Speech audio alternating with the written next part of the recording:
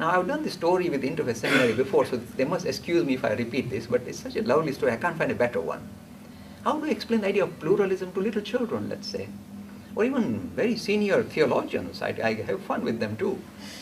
How do you explain the pluralism? This is how I explain. I said, I'm invited to go to lots of Christian primary schools to do assemblies, and I love, this is the spirit shining there. So I love going to the primary school. And they're all sitting cross-legged. Mr. Lakhani, tell us about Hinduism now. And I say, my boy, my first question to you is, do you like to think of God like your Father in heaven? And the Christian boys look at each other and say, what a silly question. Of course, our main prayer is God our Father in heaven. Why is he asking such silly questions? I say, it's a marvelous idea. Hindus too like to think of the ultimate reality like a father figure in heaven looking after you. Marvelous idea. But you see that boy in the corner, he keeps tugging my sleeve and saying, I don't want God to be my daddy.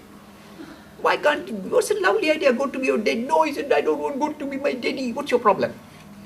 He said, last night when I was having supper, some food fell accidentally on the, it's always accidental with children, on the floor. My daddy saw it. He stood up from the dining table. He waved his finger and said, naughty boy, no supper, no TV.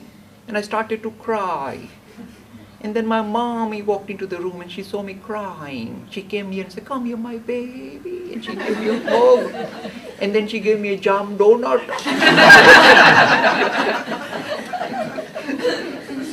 This is my problem. Why should I think of God like my daddy in heaven? They are so rough and tough and hairy. Why can't I think of God like mom in heaven? They are sweet and kind and cuddly and give donuts. My boy, you like to think God like your mommy in heaven? Go for it. God is your mommy in heaven. This is called pluralism. Such a simple idea, present in simple language. As we are different, our temperaments are different, our cultural backgrounds are different. The way we relate to the idea of the ultimate reality will reflect that, will color it. It cannot be otherwise. To recognize this and see that this is the various ways we relate to the idea of the Spirit, so be it. This is a marvelous, simple example. I use it in theology. They go like this. How do I trip Jay up on this one? He seems to be getting it right here. Such a simple idea.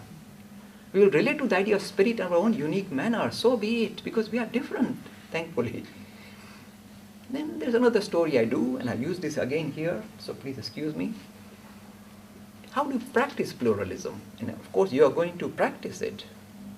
This is again a lovely story I've used many a times.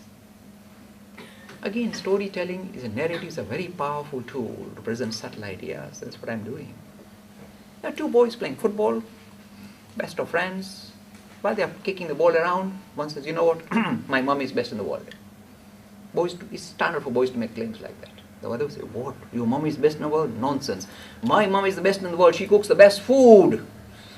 Mommy, boys, food, there's a primitive link there. Say, your mommy cooks the best food? You brought those homemade cakes last week. They were like rocks. You can break a window with them. Your mom is cooking rubbish. You tell any boy of any age that his mom is cooking his rubbish. This is the beginning of World War III. And boys being boys, they like to resolve differences physically. So they roll up their sleeves. I told you, I'll sort you out. They start thumping you. They both love their mommies. They're thumping each other. I told you, okay, calm down. A wise man passing by said, calm down, both of you. Let me give you a resolution. Say with all the love and devotion you can muster, my mom is best. But add two magic words at the end of your sentence. The boy said, what magic words? Say with all the love and devotion, my mom is best for me.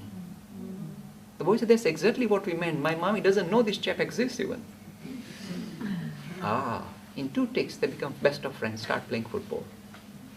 This is practicing pluralism. He says you can declare with all the love and devotion you can muster that my tradition, my religious path, the one that I've chosen, the one that attracts me, is the best. But put those magic words for my progress, for me, my congregation. It fits us, fits our requirement, so be it. In simple English, simply saying, don't impose your mommy on others, they've got their own mommy, leave them alone. And the vastness of this idea is so dramatic. He says, do not impose your own, if you like, limited vision regarding what spirituality is on others. Let them explore it themselves in the way that suits their own temperament. Do you know how vast this idea is? It allows various religious movements to coexist honestly and peacefully and without any compromise or without patronizing each other in true dignity. Not only does it do that, it allows various movements within the same faith to sit together. It produces genuine interfaith dialogue, genuine, because this is not artificial. It's not just, I know I'm right, but I'm just not going to make a fuss with this guy, leave him alone. You actually feel he's progressing very well in his own way. Why are you getting in his way? And it also resolves this very difficult issue of intra-faith dialogue. Because now, suppose you are Anglican, you got the Catholic, they say we like all these ceremonials, the Anglicans, we don't like it. So be it. This is your way, this is my way. Mine is not better than yours. Mine suits my temperament. Yours suits your temperament. Go for it, my friend. This is the power of pluralism. Intra-faith dialogue is also correctly addressed. There's a marvelous example I use, and I'm sure you will be able to use it in your own work. You see the power of this particular thinking. Sometimes they say, Mr. Lacan, how can you be sure about pluralism?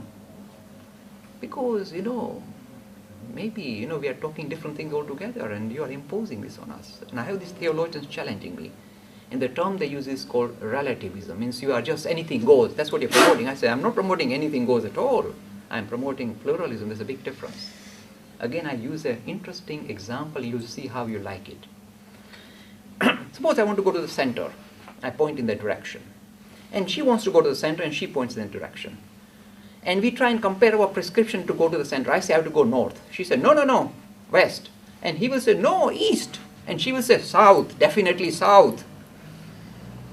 When we compare our prescription to go to that same destination, our prescriptions are different. Each and every one will have slightly different prescription. This really shows that we have different starting point in our religious journey. That's all it reflects. And what's the proof of the pudding? If I'm sincere in the way I want to promote or progress spiritually, I'm going in my direction, and she is sincere and she is progressing in that direction, and so is he. As we progress to our own destination using our own prescription, not his prescription, my own prescription, as we progress, do you know what happens? Like magic. As we go closer to the center, all of us, we feel tremendous affinity for each other. Even though we are using different prescription, we don't feel oh dear, if I start following her prescription, I'll hit the wall. I must carry on my way. And yet, as we move towards our destination, we are serious about our own progress. Forget about others. We want to progress. We feel natural affinity with people from other faiths. Also, because we seem to get closer to the center, we feel closer to each other as well. Even though using different directions. And if we move away from the center, so we make a big hoo-ah, I'm the best, and this is it. I'm moving away from the center. I feel at loggerheads with people of other religion as well as people of my own religion. So the idea is rather the fight about which is the best prescription, follow your prescription to its destination. That's the whole idea of pluralism.